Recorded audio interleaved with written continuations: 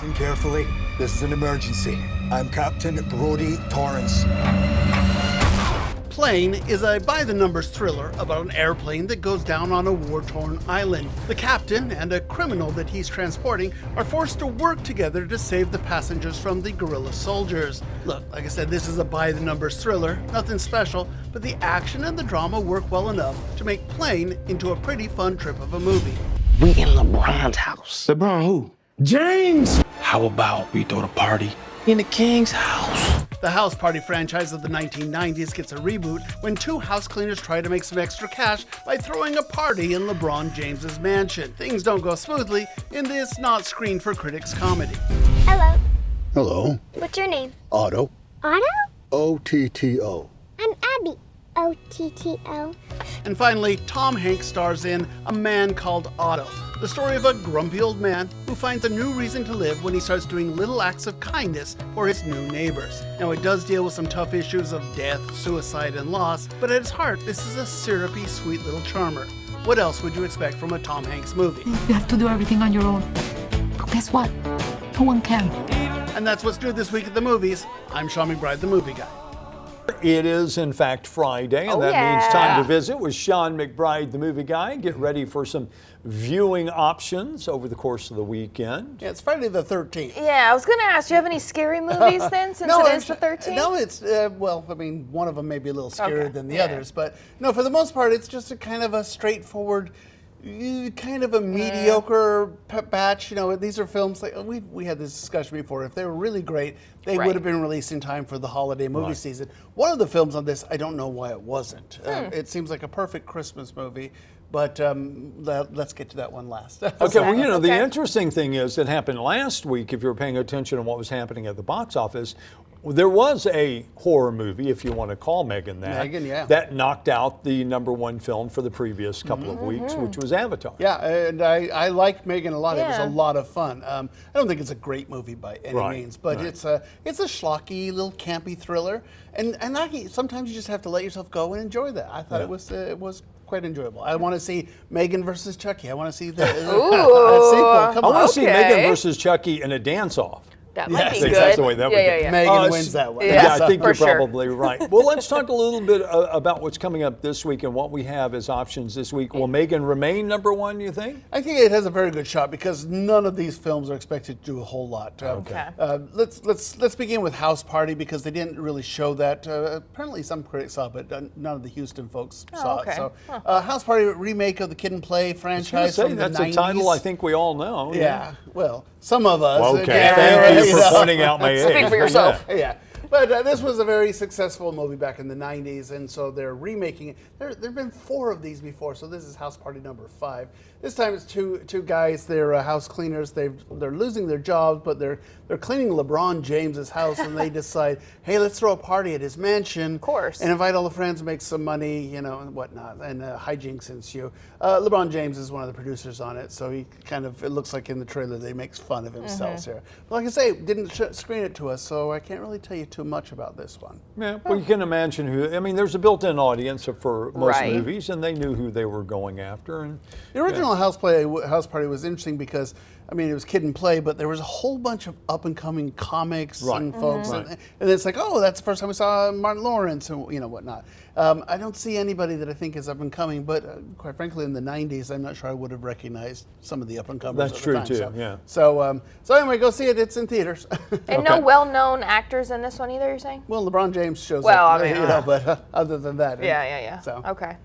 The other one that's the next one let's talk about Plane, which is interesting. It's Gerard Butler. Okay, I got to tell you, I've seen the trailer for this, watching other things, and I'm going, okay, I'm not Plane. Why is it just that's the title? Plane, because it's a spare movie, and we don't have time for superlatives. We're going to tell you what it's about. It's about an airplane, right? So it's interesting. If Liam Neeson could have made this. It's the same type thing where you have older guy. He's gruff. He's Scottish this time, not Irish, and he's going to take no guff from anybody here. He's a pilot. He's working this late in his shift, they take a few passengers, storm comes, the airline says, I don't want you to go above the clouds, I want you to go through it because we're saving money on fuel. That's stupid because the plane now goes down on this island, and the island is held by militants. And so now these war separatists want to take all the passengers hostage, and now it's up to the pilot.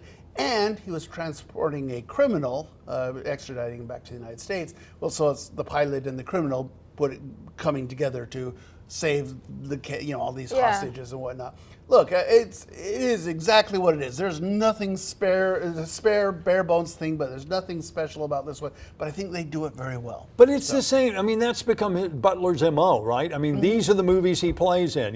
London Down, blah blah. Yeah, and a whole series of those. This very much could be Airplane Down. Exactly what I was going to say. This is just Plane Down with the same thing. That he's becomes the action hero essentially. I think he's the younger Liam Neeson. Well, exactly. This is a movie that someone said, "Oh, this is a Liam Neeson type movie," but Neeson's getting a little too old. It's Mike Coulter as the criminal. I think he's pretty good. They make an appealing buddy duo. I could see this one, that'd be a team that we'd see again. I look. None of the characters have any motivations. There's no backstory. We don't have time for backstory. This is all about the airplane crash, and then it's about the fight in the jungle. And it's like I said, it is straightforward. There's nothing special. But I gotta tell you, I quite enjoyed it. I mean, just in a turn off your mind, enjoy the action part. And I was going to say in an action sort of way, that you would. That's what you're looking for. Yeah, exactly. All right, what else do we have? The last one is it's a Tom Hanks movie called A Man Called Otto. Oh. I'm sorry, I have a problem with this because a remake of a foreign language film. Not to mention a book that was extremely good. Right. I can see that they've definitely a remake of an Academy Award nominated foreign language film, 2015, A Man Called Uwe, which was one of my favorite films that year. I absolutely love this. This is an interesting film about an old guy. He's a curmudgeon. He's been forced out of his job. He's a recent widower, and he's got these idiots who just move into his neighborhood, and he just doesn't like anybody. All his neighbors can't take care of their dogs. They can't park. They don't know what to do. So, okay, here's a little spoiler alert, but also a trigger warning. It begins with him wanting to end things. It has themes of suicide. Right. It's a Tom Hanks movie. Okay. That's not a spoiler to say that Tom Hanks is not going to be able to kill himself in this movie. Yeah. And so every time he tries, his annoying neighbors keep coming over. And he starts, begrudgingly helping them.